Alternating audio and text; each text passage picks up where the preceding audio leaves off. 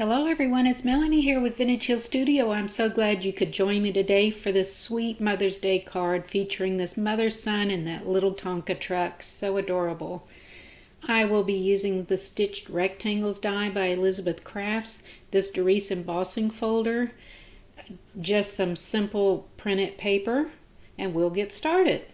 So using the Cricut Simple Holiday cards, I cut this at 4 1/4 inches, and I also cut 3 of the layer pieces, as you see here. I bring that a card over, and you can see the notches.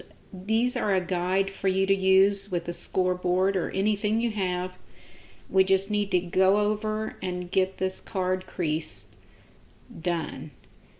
So I place this on my scoreboard and use my bone folder to give me a good crease. And then one of the tips I like to use is that I will flip this over.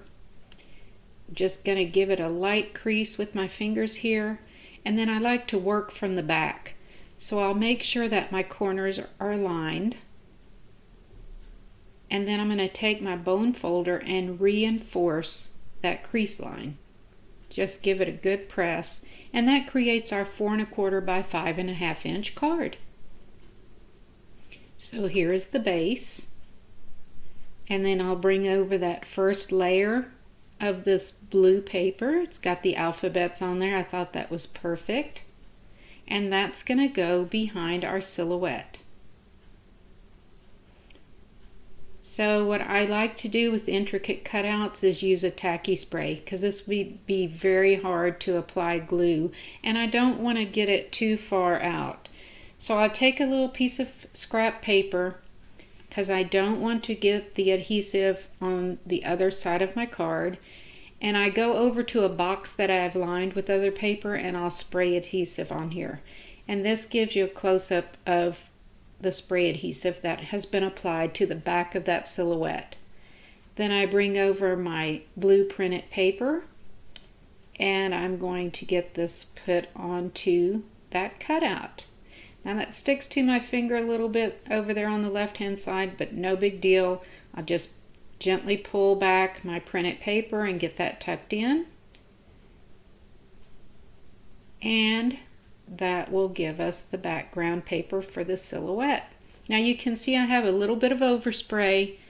No biggie there either. Just bring over a simple gum eraser and go over any of that overspray, and it comes right off. The same is true for the inside of the card around those edges. Only takes a second, and it takes off any overspray. Now because I'm working on a black cardstock for the inside, there's my 2 additional layers that I cut with the Cricut, and I'm going to place one of those at the top and one at the bottom of the inside of my card. This is where the Doris embossing folder comes in. I thought this was perfect for Mother's Day, the forever and ever. I'm going to slip one of those layers right in there and run that through my Sizzix Texture Boutique, one of my favorite tools. And here is the finished product of that embossing folder. Isn't that beautiful? Again, that will go on the top inside of my card. And I will just adhere that bottom layer, and then I'm ready for the sentiment for the bottom layer. Life doesn't come with a manual, it comes with a mother. How true. And here are those Elizabeth Crafts stitched rectangle dies for my sentiment, and then also for a frame behind the sentiment using the paper that I used behind the silhouette on the front. I'll get those put together, and that will go on the bottom half of the inside of our card. Here's a close-up after I've adhered everything. I think the inside of the card is just as special as the outside. And as you know, I like to put my personalized stamp on the back of all of my cards, but that's not going to work with black ink on a black cardstock, so here's another little trick. I use coordinating paper that I've used anywhere in my card, and I'll give this a quick stamp, and then just use any die you have or a circle punch or whatever works best for you. Simply get that cut out use a little liquid adhesive and adhere that on dark colored cardstock.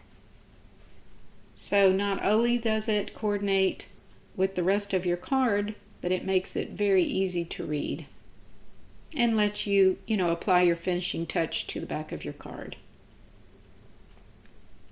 So that completes our card for today.